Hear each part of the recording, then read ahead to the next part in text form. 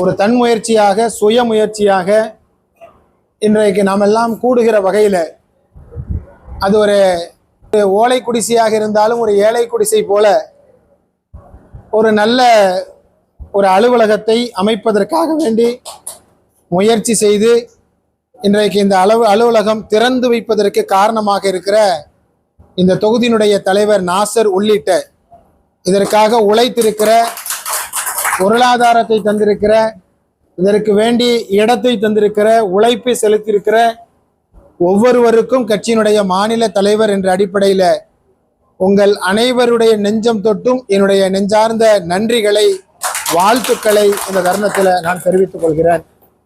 நான் எந்த ஆஃபீஸை திறந்து வச்சாலும் அந்த ஆஃபீஸை திறந்து வைக்கும் பொழுதெல்லாம் நான் சொல்லுவது உண்டு. அலுவலகம் திறக்கும் போது தலைவர் வந்தார், கொடியேற்றி வைத்தார்கள், கூட்டமாக வந்து இனிப்பினை வழங்கினார்கள். எல்லாம் முடிஞ்சு திறந்து என்னைக்கு திறந்தான்ல அதுக்கப்புறம் ஆஃபீஸை திறக்கவே இல்லைப்பா, வாடகை மட்டுமாவது மாதம் மாதம் வருதுன்னு ஓனரும் இந்த பகுதி மக்களும் சந்தோஷப்படுகிற வகையில் அல்லாது இந்த ஏரியாவில் இருக்கிற போலீஸ் ஸ்டேஷனுக்கு மக்கள் எல்லாம் போகிறார்களோ இல்லையோ, இங்கே இருக்கிற எம்எல்ஏ கவுன்சிலர் அலுவலகத்திற்கு செல்லுகிறார்களோ இல்லையோ, எஸ்டிபி அலுவலகத்திற்கு சென்றால் எங்களுக்கு தேவையான எங்களது பிரச்சனைகள் தீர்த்து வைக்கப்படும் என்கிற எண்ணத்தை நீங்கள் உருவாக்குகிற வகையில் இந்த அலுவலகத்தை நீங்கள் 100% நீங்கள் பயன்படுத்த வேண்டும் என்று உங்களுக்கு நான் கோரிக்கையாக அல்ல உத்தரவாக சொல்லுவதற்கு நான் கடமைப்பட்டிருக்கிறேன். காலத்து ஓரத்தில் ஒரு முறை மாநாட்டுக்கு முன்னால நாசர் வீட்டு பக்கத்தில் நினைக்கிறேன், அல்லது நம்ம இறந்து போன சகோதரர் பீர்பாயுடைய வீட்டு பக்கத்தில் ஒரு அலுவலகம் திறந்து வைத்த நினைவு எனக்கு இருக்கிறது.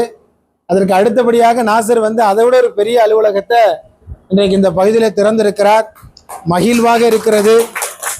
இன்னைக்கு ஒரு அலுவலகத்தை திறந்து வைக்க போறோம்னு சொன்ன உடனே என் கூட வந்த நெல்லை மாநகரத்தினுடைய செயற்குழு உறுப்பினர் இடத்துல கேட்டார், வரும்பொழுதெல்லாம் நீங்கள் வந்து கோயம்புத்தூர்ல ஒரு அலுவலகத்தை திறந்து வைக்கிறீர்களே, திறந்து வச்சிருக்கிற அலுவலகம் திறந்து இருக்குதா அல்லது மூடிட்டு வேற வேற அலுவலகம் திறக்கிறீங்களான்னு கேட்டாரு.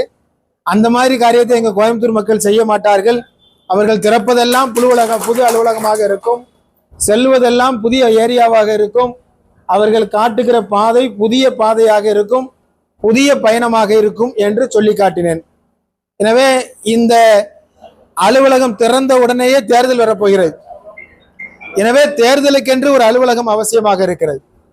அந்த தேர்தல் அலுவலகத்தை திறந்து வைக்கிற ஒரு வாய்ப்பு எனக்கு இப்பொழுது முதலாக கிடைத்தது. அப்படிதான், இந்த உடனே தேர்தல் வரப்போயிடும், ஒரு 10 நாள்ல அறிவித்து விடுவார்கள் என்கிற நிலையில் தமிழ்நாட்டுடைய முதல் தேர்தல் அலுவலகமாகவும் இந்த தொண்டாமுத்தூர் கிழக்கினுடைய இந்த அலுவலகம்